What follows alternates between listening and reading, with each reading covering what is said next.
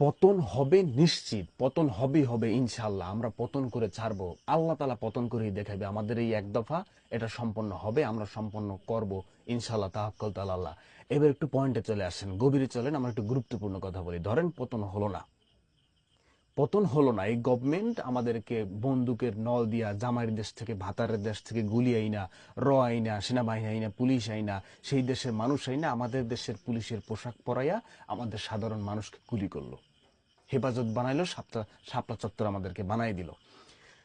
এবং সাধারণ মানুষ গুলি কইরা তারা আজকেও কুমিল্লায় 12 জন, এখন পর্যন্ত মনে হয় 12 জন, এভাবে শুধু শুধু মুগ্ধর মতো মানুষ, আবু সাইদের মতো মানুষ বুক পেতে দিল, গুলি করলো, গুলি করলে করতে করলে আমাদেরকে শেষ করে দিল, আন্দোলন থামাই দিল, আমাদের এক দফা আমাদের ভিতরে ঢুকাই দিল, শেষ। আর কোনো আন্দোলন হলো না, এই গভর্নমেন্ট আবার আগের মতো থাকলো।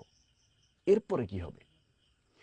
আপনি আমি রিস্কওয়ালার আন্দোলন দেখছেন, রিস্কওয়ালা, বাচ্চা ছেলে, সাধারণ মানুষ, মেয়েরা, মুরব্বীরা, গার্ডিয়ান, শিক্ষক, কবি, সাহিত্যিক, সিঙ্গার, সব মানুষ যারা আমরা আন্দোলন করতেছি, আমাদেরকে খুঁজে খুঁজে বের করে গুলি করে মেরে দিবে। এরপরে কি করবে? যারা থাকবে তারা ওই কোটা থাকবে, চাকরি হবে না। চাকরি হলে এই দেশে যদি থাকতে হয়, এই আন্দোলনের পরে, ধরেন পতন হলো না, এই আন্দোলনের পরে, পতন হলো না, এই আন্দোলনের পরে যদি এই দেশে কোনো মানুষ থাকতে হয়, রাজতন্ত্র হয়ে থাকতে হবে, আওয়ামী লীগের পাঁচেটে থাকতে হবে, শেখ হাসিনার পাঁচেটে থাকতে হবে। বুঝতে পারছেন কিনা? যদি পতন না হয়, হবে পতন ইনশাআল্লাহ। মানুষ যেভাবে রাস্তায় নামছে, মানুষ যেভাবে রাজপথে নামছে, সর্বস্তরের মানুষ, এবং ধীরে ধীরে নেমেই আসতেছে। আমরা আসছে ফাল্গুনে, আমরা হব দ্বিগুণ, আমরা অলরেডি এখন দ্বিগুণ হয়ে গেছি। যেভাবে দ্বিগুণ হয়ে গেছি আমরা, যেভাবে দ্বিগুণ হচ্ছি, পতন হবে ইনশাআল্লাহ।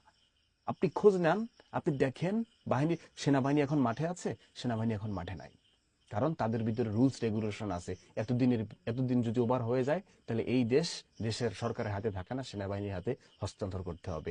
আবার দ্বিতীয় মিশনে, যদি কারফিউতে নামাতে হয়, তাহলে রুলস আছে তাদের ভিতরে, জাতিসংঘের পারমিশন ছাড়া নামতে পারবে না। অনুমতি ছাড়া যদি তাদেরকে নামাতে হয়, এই দেশ আর জাতিসংঘের স্যাংশন খাবে। নানান ধরনের রুলস আছে। আগে কি করছে? হেলিকপ্টার থেকে গুলি দিছে, হেলিকপ্টার থেকে গুলি দিছে না, এখন গুলি দিতেছে? গুলি দিতে পারবে না। লাশ যত বেশি পড়বে, খুন যত বেশি হবে, শিক্ষার্থী, সাধারণ মানুষকে এরা যত বেশি খুন করবে, যত গুলি যাবে, এই এই সরকার তত বেশি কড়ের ভিতরে পড়বে, তত বেশি চাপের ভিতরে পড়বে। যেটা এখন পড়ছে, হেলিকপ্টার থেকে গুলি দিছে, বলছে পানি পাঠাইছি, প্রমাণিত হয়েছে। এরকম সবকিছু হিতে বিপরীত হয়ে যাইতেছে। সুতরাং আন্দোলন চলছে, আন্দোলন চলবে, এক দফার আন্দোলন, এক দফার আন্দোলন। আপনাকে জয় হতে হবে, পিছনে ফেরার আর সুযোগ নাই। মনে রাখবেন, পিছনে ফেরার আর সুযোগ নাই। পিছনে দেয়াল, পিছনে ফেরার আর সুযোগ নাই, পিছনে ফেরার আর কোনো অপশন নাই। আপনাকে সামনে আগাই যেতে হবে, আপনাকে নতুন বাংলাদেশ গড়তে হবে। আপনি আমি এখানে যদি হেরে যাই, এখানে যদি পিছপা দিই, কোনো ষড়যন্ত্র, কোনো গুজবের মাধ্যমে, আপনি আমি শেষ। রাজতন্ত্র হয়ে থাকতে হবে। আমরা রাজতন্ত্র চাই না, আমরা গণতন্ত্র চাই। আমরা বাংলাদেশের মানুষ হয়ে বাঁচতে চাই, সাধারণ মানুষ হয়ে বাঁচতে চাই। আমরা অধিকার চাই, সবাই সমান অধিকার থাকবে। শিশু হত্যা করতেছে, এরা যদি বুঝতে পারেন, এরা যদি আবার আসে, ফিরে আসতেই যদি পারে, কি করবে জাস্ট ভাবতে পারেন? সেই সুযোগ বাংলার মানুষ দিবে না, সেই সুযোগ বাংলার মানুষ আর দিবে না, দিবে না, দিবে না। সর্বস্তরের মানুষ নেমে আসছে, আল্লাহর রহমত হইতেছে। পুলিশ বলেন, সমস্ত ডিপার্টমেন্টে বলেন, ভাগাভাগি হয়ে গেছে। ভাগাভাগি, এটা বুঝাই যাচ্ছে, বুঝাই যাচ্ছে। কারণ কেউ রক্ত চায় না, কেউ খুন চায় না। এবং সব দিকে পয়েন্ট রাখবেন, কোনো পুলিশ যদি গুলি চালায়, কোনো পুলিশ যদি তেরামি করে, ছবি তুলে রাখবেন, ফেসবুকে পোস্ট করবেন। এর পরিবারের ছেলে সন্তান স্কুল কলেজে পড়ানো হবে না। সব দিক থেকে এই গভর্নমেন্ট কট খাইতেছে, কট খায় আছে। জাস্ট আউট হয়ে যাওয়ার সময়ের অপেক্ষা মাত্র। বাট আপনাকে আমাকে সবাই মিলে কাঁধে কাঁধ রেখে, সবাই মিলে হাতে হাত রেখে আন্দোলনটাকে চালাই যেতে হবে।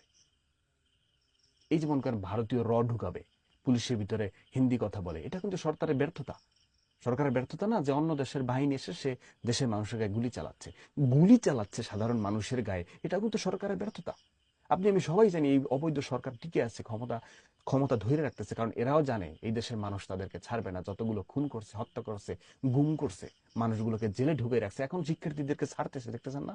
মিউচুয়ালে যেতে চাচ্ছে।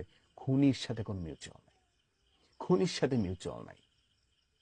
এই দেশটা দেশের হোক, এই দেশটা বাঙালির হোক, এই দেশটা মানুষের হোক, এই দেশটা সাধারণ মানুষের হোক, এখানে সবাই সবাই সমান অধিকার পাবে, সবাই স্বাধীনতা পাবে, কথা বলে মুখ খুলে কথা বলার স্বাধীনতা পাবে, সবাই যেন কথা বলতে পারে, পা না চাইটা। আমার যেটা মন চায়, আমার দেশকে নিয়ে ভাবনা চিন্তা করার, আমার দেশকে নিয়ে আলোচনা সমালোচনা করার অধিকার সবার থাকবে। পিছপা হটা যাবে না।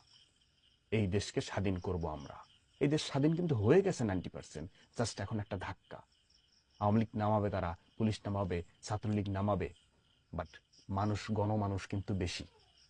গণমানুষের পক্ষে আজকে বিএনপি বলেন, জামাত বলেন, শিবির বলেন, রিস্কওয়ালা বলেন, ছাত্র বলেন, মুরব্বী বলেন, দিনমজুর বলেন, সব কিন্তু গণমানুষের পক্ষে। সবাই পরিবর্তন চায়। সুতরাং একটা আওয়ামী লীগ সরকার আর তার বাহিনীর ভিতর থেকে জানিয়ে রাখবেন, তাদেরকে জোর করে গুলি চালানো হয়।